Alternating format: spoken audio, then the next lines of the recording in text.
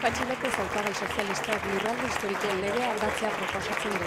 Besteak beste egungo erakunde bikoizketa jasanezina omen delako. Ordua da, EAJ bere neurrira egin zuen antolaketa zalantzan jartzeko. Eta ikusten dudana, ez zait gustatzen. Gauza asko, 3 edo 4 administraziotan egiten dira. Lopezen iritzian diputazioek sarritan traba egiten diote Jaurlaritzari eta foru erakundeek blokeatu egiten dituzte ekimenak. Alkate eta hautagaien aurrean 3 proposamen zehatz egin ditu hau guztia hobetzeko.